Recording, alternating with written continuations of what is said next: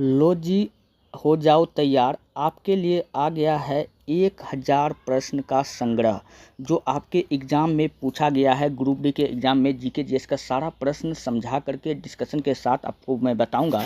चलिए, पहला प्रश्न आपके सामने में, सारा प्रश्न मैं क्वेश्चन बैंक से छाँट करके लाया हूँ ग्रुप डी का, ठीक है। चलिए, पहला प्रश्न आपके सामने में है, पद्मावत की रचना किसने की है?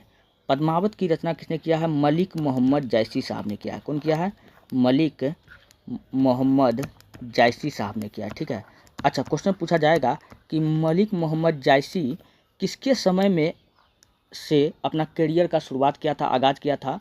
तो शेरशाह सूरी। किसके समय से? शेरशाह सूरी के समय से, शेरशाह सूरी के समय से अपना करियर का आगाज़ किया था, ठीक है। मलिक मोहम्मद जैसी का अखरावट पूछेगा किसकी रचना है? अखरावट। सहरावत पूछेगा किसकी रचना है? अखरावत हो गया।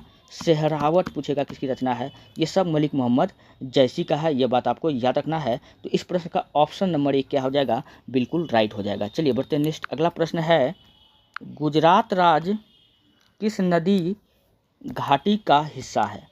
तो गुजरात राज्य किस नदी घाटी का हिस्सा है? तो वो नर्मदा नदी घाटी का हिस्सा है। तो ऑप्शन नर्मदा नदी घाटी क्या हो जाएगा? बिल्कुल राइट आंसर हो जाएगा। अच्छा, तो नर्मदा नदी पर दोस्तों एक बांध है, सरदार सरोवर बांध। कौन बांध है? सरदार सरोवर बांध। क्वेश्चन पूछेगा कि सरदार सरोवर बांध किस नदी पर है? तो आपको बताना है कि नर्मदा नदी पर बंधा है, ये बात आपको याद रखना है। तो ऑप्शन 2 नंबर का आंसर क्या हो जाएगा? नर्मदा नदी, ठीक है। चलिए नेक्स्ट, अगला प्रश्न आपके सामने में है, भारत में राष्ट्रीय आय का आकलन एकत्रित किया जाता है।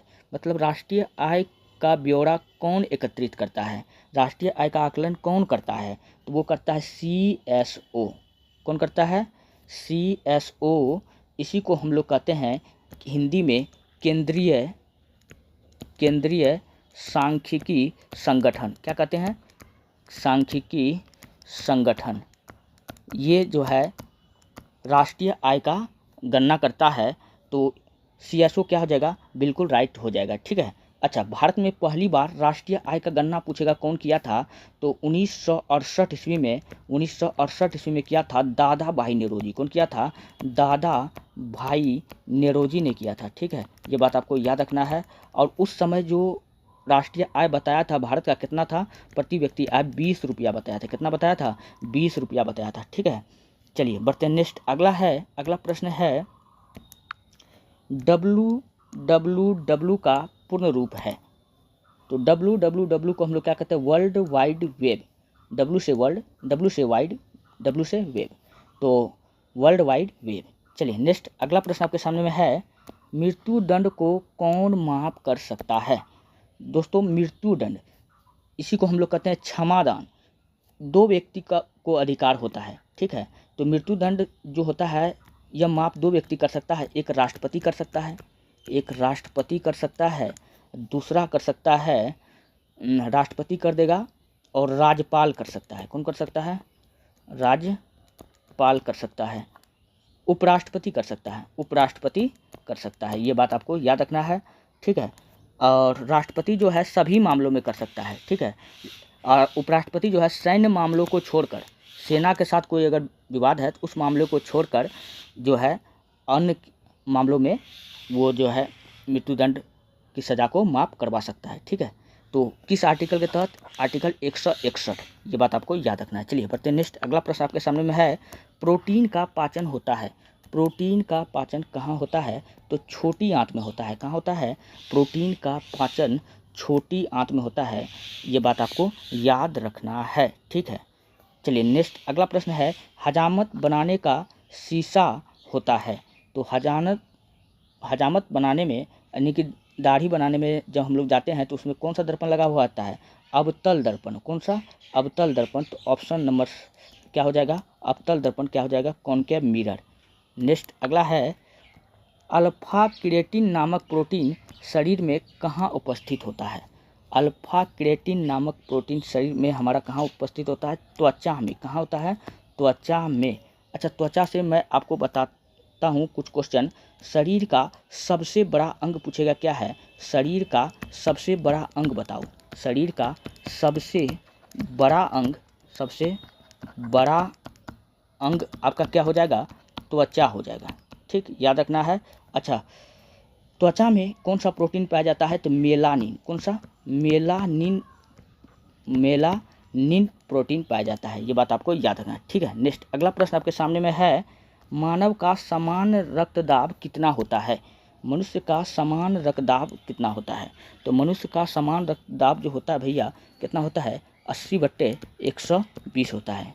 120/80 होता है, सॉरी, कितना होता है, 120/80 होता है। अगर इसका मात्रा अगर बढ़ जाए, ठीक है, तो इसका मात्रा अगर बढ़ जाए तो हम लोग कहते हैं हाइपरटेंशन। क्या कहते हैं, हाइपरटेंशन।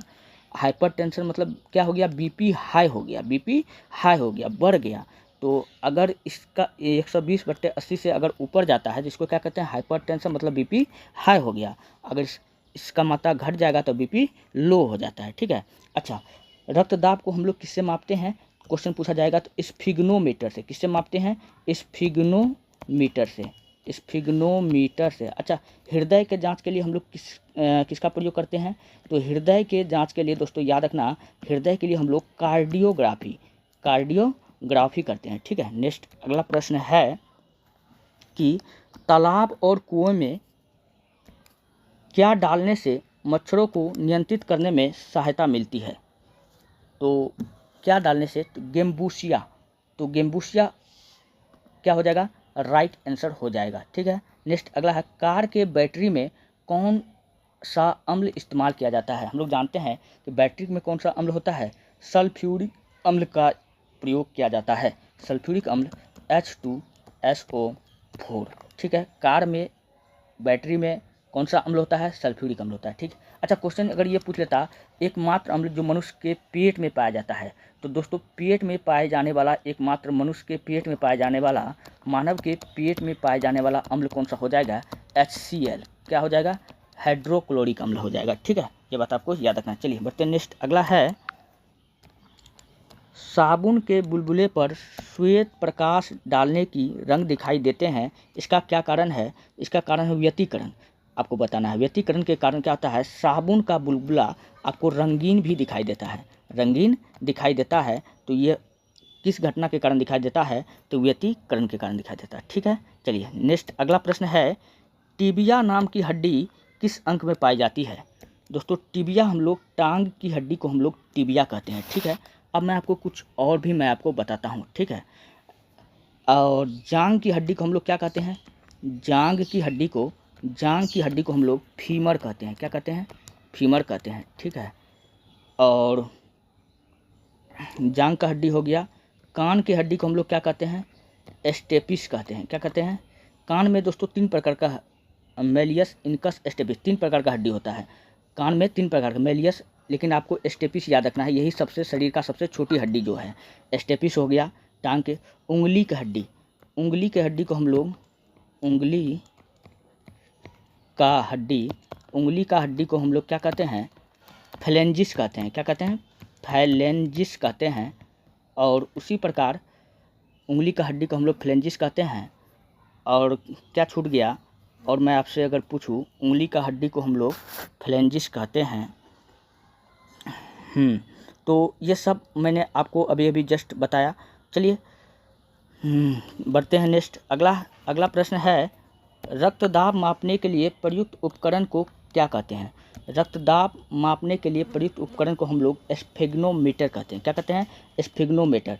रक्तदाब मापते हैं तो रक्तदाब, न्यूनतम रक्तदाब कितना होता है, ये होता है 120/80 होता है। कितना होता है, 120/80। अगर इसका मात्रा बढ़ जाएगा तो इसी को हम लोग क्या कहते हैं, हाइपरटेंशन। हाइपरटेंशन, ये बात आपको याद रखना है। हाइपरटेंशन मतलब हाई ब्लड प्रेशर, हाई, अगर इसका मात्रा अगर घट जाएगा तो मतलब ब्लड प्रेशर घट गया, जिसको हम लोग हाइपोटेंशन कहते हैं। ठीक है, नेक्स्ट अगला प्रश्न आपके सामने में है, लाख किससे बनाई जाती है। दोस्तों लाख जो है यह कीट से बनाई जाती है। किससे बनाई जाती है, कीट से बनाई जाती है। चलिए बढ़ते हैं, नेक्स्ट अगला प्रश्न आपके सामने में है, भूपर्पटी में सर्वाधिक पाया जाने वाला तत्व कौन सा है। पृथ्वी पर पाए जाने वाला तत्व कौन सा सबसे अधिक है, तो ऑक्सीजन हो जाएगा, राइट आंसर। कितना हो जाएगा, ऑक्सीजन हो जाएगा। और ऑक्सीजन कितना पाया जाता है पृथ्वी पर, हम सबको पता है लगभग 20% पाया जाता है। कितना पाया जाता है, लगभग 20% पाया जाता है, ये बात आपको याद रखना है। ठीक, अच्छा, चंद्रमा पर सबसे अधिक क्या पाया जाता है? चांद पर अगर पूछ ले कि सबसे अधिक क्या पाया जाता है तो टाइटेनियम। क्या पाया जाता है? टाइटेनियम दोस्तों सबसे अधिक कहाँ पाया जाता है? चांद पर पाया जाता है। ठीक।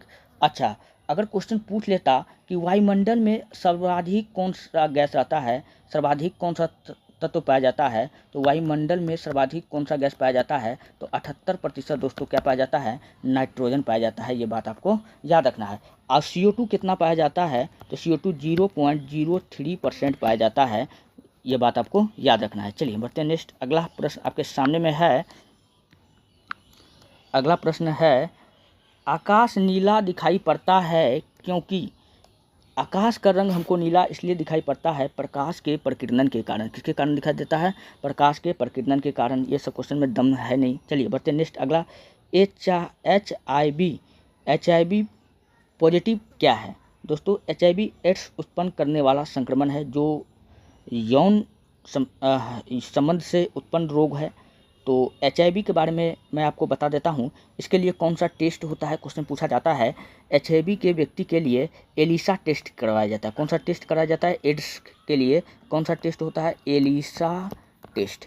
एलिसा टेस्ट पूछेगा किस रोगी के लिए है तो एड्स के मरीज के लिए है। ठीक है। अच्छा, विडाल टेस्ट बता दो तो विडाल टेस्ट किससे संबंधित है? विडाल टेस्ट दोस्तों जो है वो टाइफाइड से है। किससे है? टाइफाइड के रोगी के लिए कौन सा टेस्ट होता है? विडाल टेस्ट होता है। ये बात आपको याद रखना है। चलिए बढ़ते नेक्स्ट। अगला प्रश्न आपके सामने में है। अगला प्रश्न है, सार्वत्रिक रक्तदाता रुधिर वर्ग क्या होता है? सबसे अधिक रक्तदाता रुधिर वर्ग क्या होता है? तो हम लोग जानते हैं कि सर्वाधिक जो रक्त को दान करता है कौन करता है? O पॉजिटिव वाला। कौन करता है? O पॉजिटिव वाला। ठीक है। और O पॉजिटिव वाला जो है भारत में सर्वाधिक व्यक्ति है का ब्लड अगर पूछेगा कौन सा है तो भारत में सर्वाधिक जो व्यक्ति का ब्लड है O पॉजिटिव है। ठीक है। O नेगेटिव जो है दुनिया में 4 लोग का है। कितना लोग का है? 4 लोग दुनिया में लगभग जो है 4% व्यक्ति का है। आपने सुल्तान मूवी देखा होगा जिसमें सलमान खान का बच्चा मर जाता है, ब्लड नहीं मिलता है, O नेगेटिव ब्लड होता है, बड़ा रेयर ब्लड होता है क्योंकि यह जल्दी मिलता नहीं है। ठीक है। आप उस मूवी में देख सकते हो क्योंकि समय पर नहीं मिलता है तो O नेगेटिव वाला। ठीक है। सर्वाधिक रक्तदाता रुधिर वर्ग क्या कहलाता है? O पॉजिटिव वाला। ये सभी को ब्लड दान कर सकता है इसलिए इसको क्या कहते हैं? सर्वदाता समूह कहते हैं।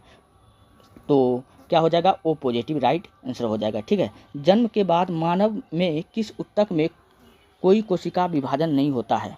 हाँ, जन्म के बाद मानव के किस ऊतक में कोई कोशिका विभाजन नहीं होता है? तो ये हमारा तंत्रिका तंत्र जो होता है, ब्रेन जिसको हम लोग कहते हैं, तो तंत्रिका तंत्र क्या हो जाएगा? राइट आंसर हो जाएगा। अच्छा, तंत्रिका तंत्र का मात्रक अगर पूछे क्या होता है तो मात्रक भैया आपको बताना है न्यूरॉन। क्या बताना है? न्यूरॉन बताना है। ठीक। चलिए बढ़ते नेक्स्ट। अगला है, लोहा किससे प्राप्त किया जाता है? भैया लोहा किससे प्राप्त किया जाता है तो हम लोग लोहा का अयस्क पहले देख लेते हैं। लोहा का अयस्क होता है महल से। क्या होता है? महल से। ठीक। म से मैग्नेटाइट, मैग्नेटाइट। ह से हेमेटाइट, हेमेटाइट। ल से लिमोनाइट, लिमोनाइट। ठीक है। और सौ से सीडेराइट, सीडेराइट।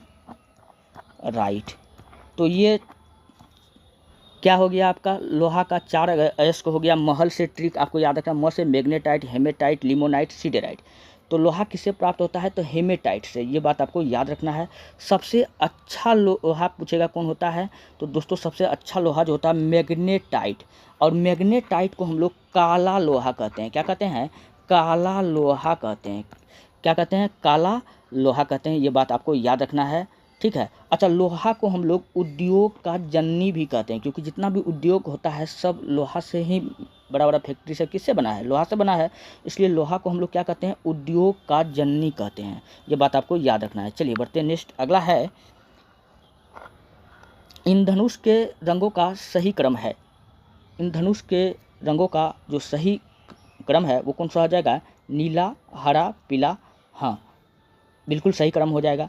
23 नंबर का है लाल हरे रंग को मिलाने पर किस रंग का आभास होता है। दोस्तों अगर हम लाल रंग को, रेड रंग को ग्रीन रंग में मिला देंगे, ठीक है, तो फाइनली हमारा ब्लैक रंग तैयार हो जाएगा। कौन सा रंग तैयार हो जाएगा? ब्लैक। किसको बोलते हैं? काला को बोलते हैं। तो काला क्या हो जाएगा?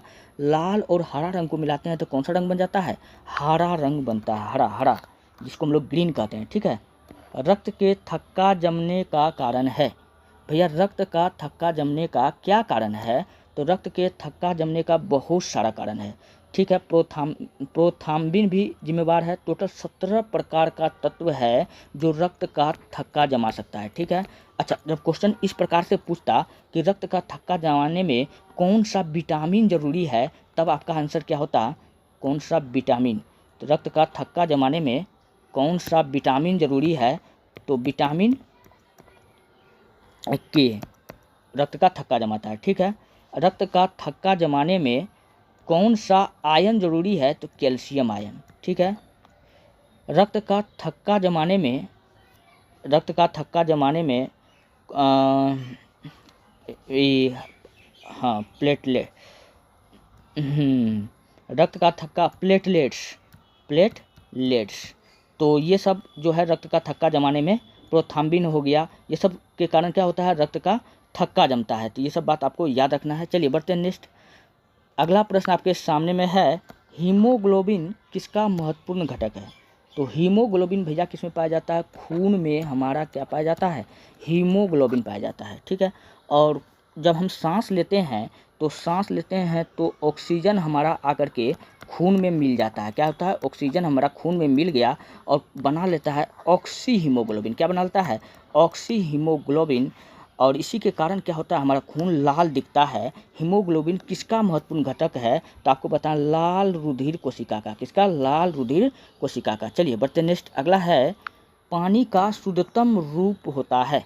दोस्तों सबसे शुद्ध पानी का अगर बात किया जाए तो वर्षा का पानी सबसे शुद्ध पानी होता है, लेकिन यह पानी पीने योग्य नहीं होता है क्योंकि इसमें खनिज लवण का अभाव होता है। तो पीने योग्य ये पानी नहीं है वर्षा का पानी, लेकिन क्या है? सबसे शुद्ध पानी होता है। ये बात आपको याद रखना है। चलिए बढ़ते हैं नेक्स्ट। अगला प्रश्न आपके सामने में है, हेलोजन लैंप का तंतु मिश्र धातु का होता है।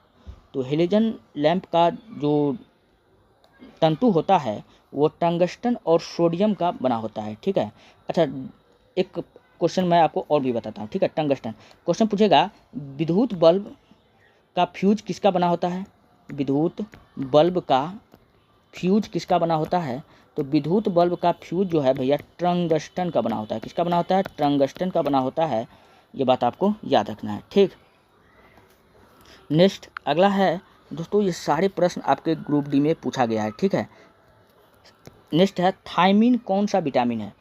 दोस्तों विटामिन B1 को हम लोग थायमिन कहते हैं। अब विटामिन B2 को हम लोग राइबोप्लोथविन कहते हैं। क्या कहते हैं? राइबोप्लोथविन कहते हैं, ठीक। और विटामिन B6 को हम लोग पायरिडॉक्सिन कहते हैं। क्या कहते हैं? पायरिडॉक्सिन कहते हैं, विटामिन B12 को हम लोग कोबाल्ट कहते हैं। क्या कहते हैं? कोबाल्ट कहते हैं। जितना मैं आपको बता रहा हूँ आप लोग इतना याद कर लीजिएगा, ठीक है। थायमिन हम लोग किसको कहते हैं? विटामिन B1 को कहते हैं।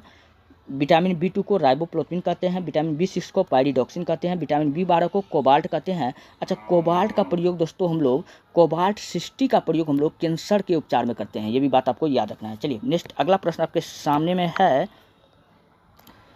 मानव के कुल रक्त आयतन में प्लाज्मा का प्रतिशत लगभग कितना होता है?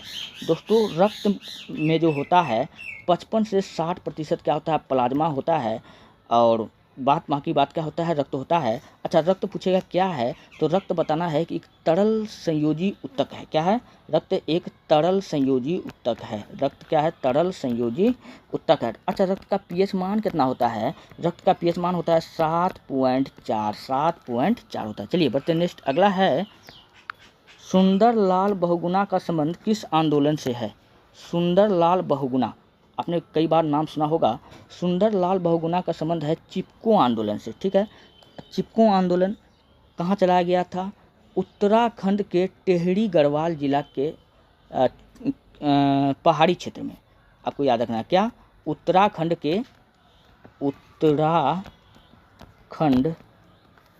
का टिहरी गढ़वाल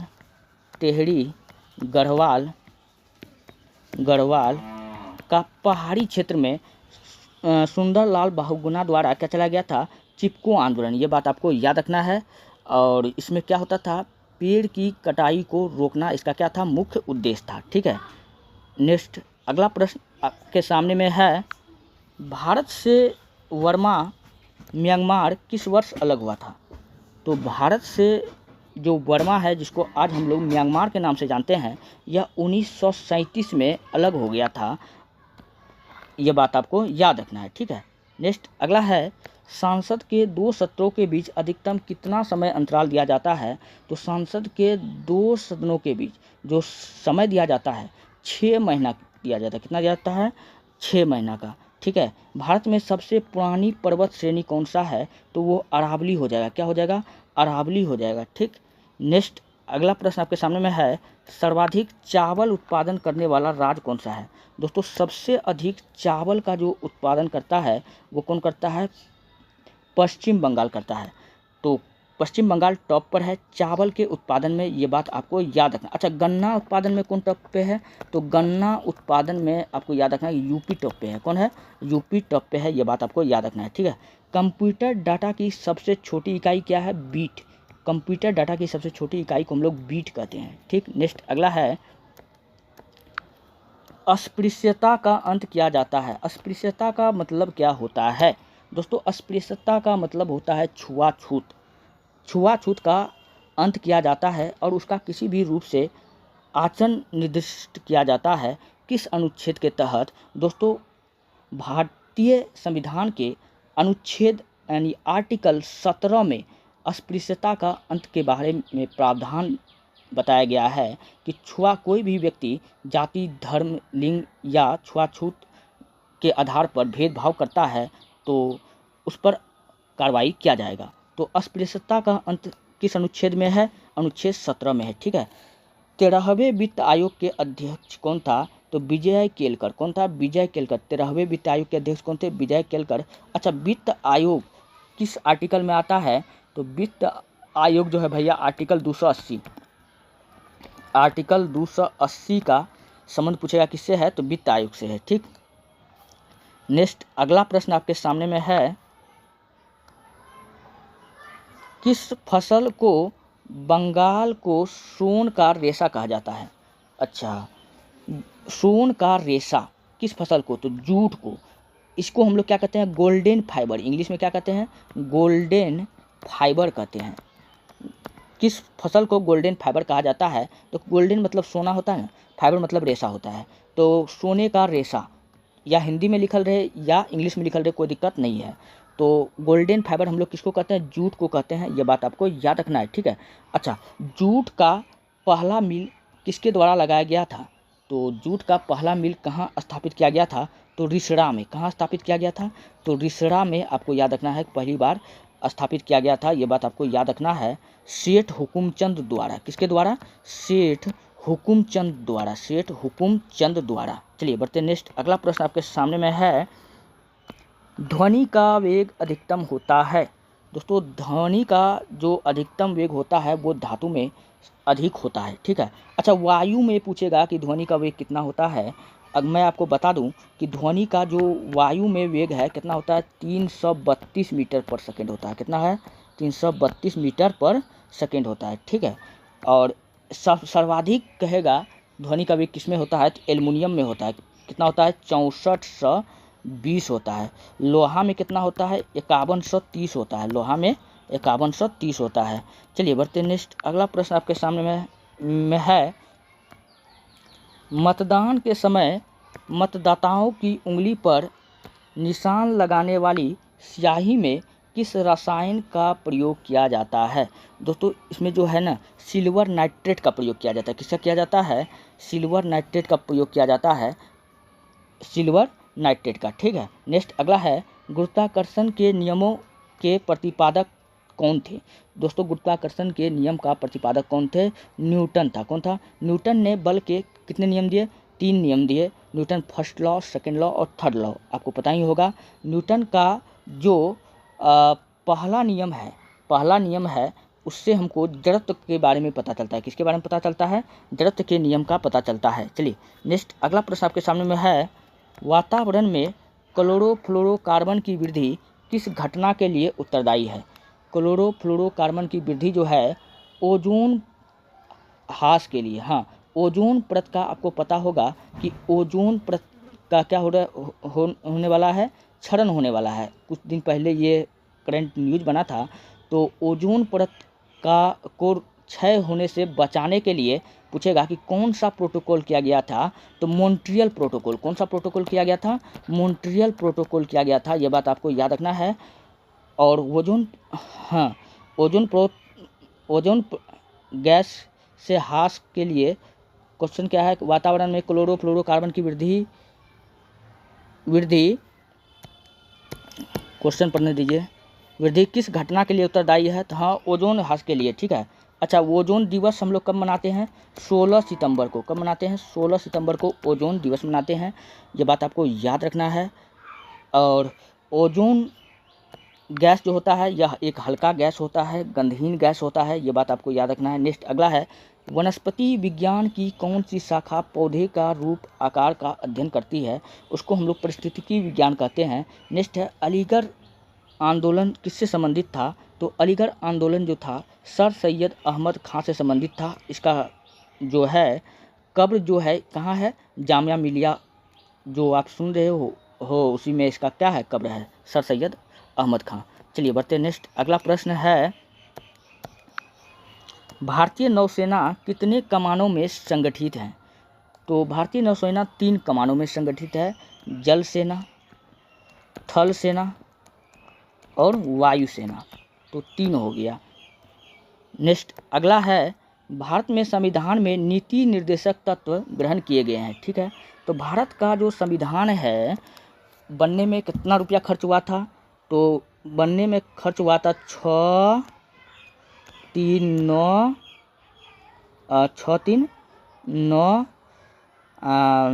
9 का क्यू 729, बीच में 6 डाल दो। 639 का क्यू 729, बीच में 63,96,729 रुपया संविधान बनने में खर्च हुआ था। ठीक है। और संविधान जो है हमारा भारत का संविधान वो टोटल 60 देश से लिया गया है। भारत का संविधान कितने देश से लिया गया है? 60 देश से लिया गया है। इसी में से नीति निर्देशक तत्व पूछा है कहाँ से लिया गया है? तो आयरलैंड के संविधान से लिया गया है। ठीक है। अगर कुछ लेता कि मूल अधिकार बताओ कहाँ से लिया गया है? तो मूल अधिकार दोस्तों, मूल अधिकार जो है हमने अमेरिका के संविधान से लिया है। किससे लिया है? यूएसए के संविधान से लिया है। अच्छा, आपातकाल का प्रावधान पूछेगा हमने कहाँ से लिया है? तो आपातकाल का प्रावधान भी हमने जर्मनी का संविधान से लिया है। कहाँ से लिया है?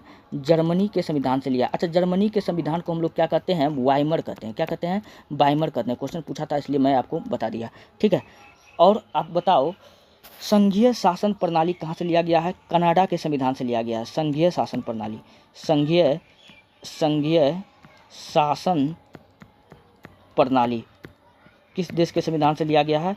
कनाडा से लिया गया है। चलिए, संसदीय प्रणाली पूछेगा कहाँ से लिया गया है? तो ब्रिटेन के संविधान से लिया गया है। तो इस प्रकार से क्वेश्चन आपसे पूछा जाता है। चलिए बढ़ते नेक्स्ट अगला प्रश्न आपके सामने में है, भारत की सबसे बड़ी सुरंग जवाहर सुरंग किस राज्य में स्थित है? तो जवाहर सुरंग जो है वो जम्मू कश्मीर में स्थित है। तो जम्मू कश्मीर क्या होगा? राइट आंसर हो जाएगा। ठीक है। सर्वाधिक दाल उत्पन्न करने वाला राज्य कौन सा है? मध्य प्रदेश। और मध्य प्रदेश को हम लोग सोया प्रदेश कहते हैं। क्या कहते हैं? सोया प्रदेश कहते हैं, या नदियों का मायका कहते हैं। क्या कहते हैं? नदियों का मायका कहते हैं। नदियों का मायका कहते हैं। मध्य प्रदेश को दोस्तों हृदय प्रदेश भी कहते हैं। हृदय प्रदेश भी कहते हैं। और ये पूछेगा कि हृदय प्रदेश कौन कहा था? तो जवाहरलाल नेहरू। कौन कहा था? जवाहरलाल नेहरू ने मध्य प्रदेश को हृदय प्रदेश कहा था, ये बात आपको याद रखना है। मध्य प्रदेश को सोया प्रदेश इसलिए कहते हैं क्योंकि सोयाबीन का सर्वाधिक कृषि जो होता है कहाँ होता है, मध्य प्रदेश में होता है, इसलिए इसको सोया प्रदेश भी कहते हैं। और सोयाबीन में दोस्तों सर्वाधिक प्रोटीन पाया जाता है, कितना पाया जाता है, 42%। सबसे अधिक प्रोटीन 42% किसमें पाया जाता है, सोयाबीन में पाया जाता है, ये बात आपको याद रखना है, ठीक है। चलिए बढ़ते हैं नेक्स्ट। अगला प्रश्न आपके सामने में है, ASCI का पूर्ण रूप है। दोस्तों एस से अमेरिकन, एस से स्टैंडर्ड, सी से कोड, आई से कोड 4, आई से इंफॉर्मेशन। तो क्या हो गया, American standard code for information ASCI का पूर्ण रूप है। तो ASCI का पूर्ण रूप आपको समझ में आ गया, ठीक। नेक्स्ट अगला है, राज्य के नीति निर्देशक सिद्धांत के साथ भारतीय संविधान का कौन सा भाग संबंधित है। दोस्तों राज्य के नीति निर्देशक तत्व के सिद्धांत राज्य के नीति निर्देशक सिद्धांत भारतीय संविधान कौन सा, भाग 4 में, भाग 4 में आपका क्या है, भाग 4 में जो है आपका राज्य का नीति निर्देशक तत्व है, ये बात आपको याद रखना है। नेक्स्ट अगला प्रश्न आपके सामने में है, इसके बारे में पीछे बता चुका हूँ। नेक्स्ट नेक्स्ट प्रश्न देखिए क्या है,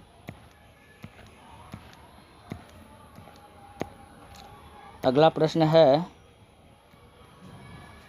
और दोस्तों ये रहा आज का प्रश्न। अगर आपको वीडियो अच्छा लगता है, हेल्पफुल लगता है, तब आप हमारे चैनल को सब्सक्राइब कीजिए, वीडियो को लाइक कीजिए। मिलते हैं नेक्स्ट वीडियो में, धन्यवाद।